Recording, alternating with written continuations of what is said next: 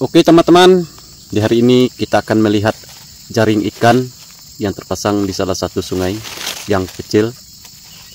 Tapi kecil, tidak sembarang kecil, walaupun sungainya kecil, tapi harus hati-hati juga karena sungai ini terkadang ada juga yang dalam dan ada juga yang dangkal.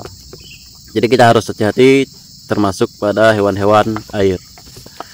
Baik teman-teman, jangan lupa untuk bantu like, komen, dan subscribe. Hari ini kita pasang di sini. Ini adalah jaring pertama saya. Mari kita lihat apakah ada ikannya, apakah tidak. Di sini saya menggunakan jaring ikan yang kecil, ukuran kecil, 2 jari sempit ya. Ada juga yang menggunakan 3 jari sempit. Ukuran lubang jaringnya ya, jadi kecil karena ikannya di sini otomatis banyak yang kecil-kecil. Yang besar mungkin sudah tidak ada lagi, ada tapi susah untuk mendapatkannya. Oke teman-teman, satu jaring ini sepertinya kosong, tidak ada ikan sama sekali yang nempel di jaring saya. Mungkin jaring pertama ini belum ada rezeki, karena di jaring pertama ini kita menggunakan jaring yang lubangnya agak besar, ukuran 3. Kalau untuk ukuran 3 jaring sungai seperti ini jadi susah untuk mendapatkan ikan, dikarenakan ikannya kecil-kecil, jadi lolos ketika dia langsung menabrak jaring. Nah, kita masukkan dalam karung terlebih dahulu teman-teman untuk melihat jaring kedua. Kita lihat apakah di jaring kedua ini ada ikannya atau tidak. Jadi kita angkat terlebih dahulu, kita menggunakan bambu sebagai alat untuk memasang jaring. Kalau tidak menggunakan bambu, jadi kita agak susah, apalagi jaringnya banyak, jadi terlalu lama untuk memasang. Oke teman-teman, seperti jaring kedua ini sudah ada 1 ekor untuk ukuran kecil. Sepertinya jaring ini cuma 1 ekor teman-teman, jadi enggak ada ikannya yang nempel. Yang lain mungkin karena sungainya yang terlalu dalam, atau jaringnya terlalu kecil, atau juga jaringnya itu timbahnya terlalu ringan. Banyak kendala yang kita hadapi ketika kita memasang jaring ikan di sungai seperti ini. Kalau terlalu dalam atau terlalu deras, itu berpengaruh pada timah pemberat ya. Pemberat jaring itu bisa saja terangkat, jadi ikan itu tinggal di bawah, jaringnya mengambang di atas. Otomatis kita tidak akan mendapatkan ikan kalau seperti itu. Makanya untuk teman-teman yang hobi, yang suka memasang jaring menggunakan jaring ikan, jadi harus menggunakan pemberat yang agak besar supaya tidak ada kendala. Ini adalah jaring ketiga saya. Semoga di jaring ketiga ini ada ikan yang menempel. Mudah-mudahan. Kayaknya jaring ketiga ini karena ukuran memang agak besar. Saya lihat spotnya tadi bagus, jadi saya menggunakan jaring ukuran agak besar. Sepertinya zong juga atau tidak ada. Jadi mudah-mudahan di jaring selanjutnya itu ada ikannya dan lebih banyak, karena kita menggunakan jaring yang kecil yang untuk selanjutnya.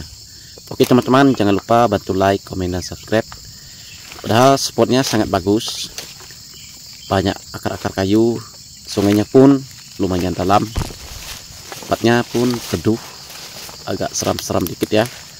Seramnya bukan apa-apa, takutnya ada ular atau yang lainnya. Dan di sini ada jaring yang keempat ya. Kita angkat jaring keempat. Mudah-mudahan jaring keempat ini ada ikannya yang nempel di jaring saya. Mudah-mudahan. Karena terlihat tenang, padahal sungai ini tidak terlalu tenang teman-teman. Sungai ini agak lumayan menghanyutkan ya. Memang terlihat tenang kalau di kamera seperti ini. Ini jaring keempat saya. Mudah-mudahan jaring keempat ini zong juga. Amin. Ternyata benar. Jaring keempat ini sepertinya ukuran agak besar, jadi zong, dan kita belum mendapatkan ikan. Untuk sudah 4 jaring, kita belum bisa mendapatkan ikannya, belum ada yang menempel di jaring saya. Jadi kita harus cari jaring, maksud saya harus, kalau ingin memasang jaring ikan seperti sungai seperti ini, usahakan jaringnya agak lembut ya, daunnya agak lembut, dan juga pemberatnya atau timahnya bagian di bawah itu harus agak besar supaya dia tidak terangkat saat diterjang arus. Karena banyak sekali jaring saya ini tidak mendapatkan ikan dikarenakan jaringnya terlalu ringan. Karena apa? Karena daun atau jaring itu terangkat mengambang di atas, jadi ikan itu lewat dari bawah, kita tidak bisa mendapatkan apa-apa, kecuali kita harus memasang itu turun dan membenamkan bagi sebagian timah supaya tidak terangkat.